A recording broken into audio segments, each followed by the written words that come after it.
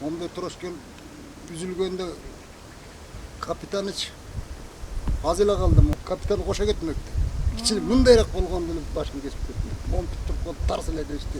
Жумакадыр Асанбаев көл түбүндө жаткан кемелердин баянын жакшы билет. 12 экипажы бар кемени башкарган капитандын ыя майга боелгон көлдүн үстү 48 жыл мурда болгон окуянын чоо жайын айтып берди.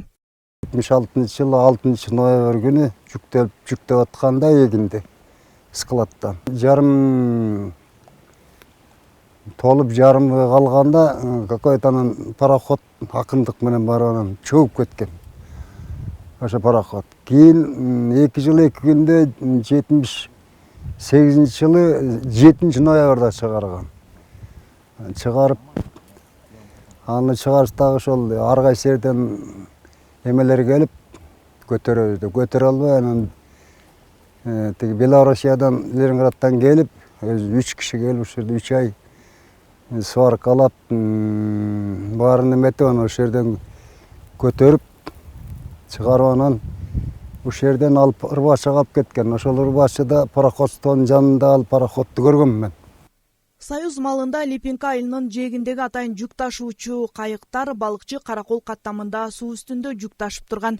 Бүтүндөй райондон буудай, арпа, көп жылдык чөп дал ушул жерге топтолчу. Мындан сырткары бир топ жүктөр Караколдон Рыбачыга, азыркы балыкчы шаарына, ал жактан Караколго ташылып турган. 1976 жылы бул жакка 500 тонналык кеме жүгү менен чөгүп кеткен. Андан кийин дагы 1000 тонналык кеме дал ушул жакка шагыл таш менен чөгүп кеткен. Ал эми бул биздин артыбызда турган 400 тонналык азык түлүк ташуучу кеме кайсы жылы чөккөнү боюнча маалымат жок, бирок бүгүнкү күндө чыгаруу иштери жүрүп жатыптыр.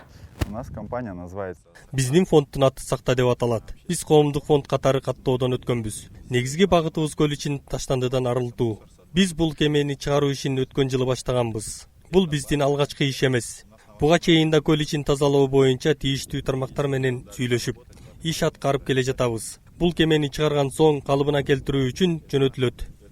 Айыл аксакалы баржа туура 2 жыл дегенде чыгарылып, кемени башкаргандар сот жообуна тартылган дейт. Экинчи чөккөн 1000 тонналык Кама баржасы жүктөлгөн шагыл таш менен жээкке токтотулган. Жумушчулар эртеси жүктү түшүрөлү дегенде баржаны таппай чөгүп кеткенин көрүшкөн.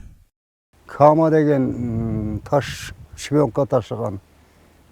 Кийинки жылдары ушакка келип анан тайзерге туруп калып салмагы менен ошол суу кирип бияққа да чөгүп кеткен. А бияқтагы эме болсо бул баржа эгин ташыган, бул пырак ташыган. Муну мен көрбөптүрмүн чындыгы бул. А мурунку чөккөн тиги свайлар турган жерде чөккөн ошол эле жерден чөгүп ошол жерден көтөрүп анан бияққа сүйрөтүп кетишкен. Советский Киргизия деген.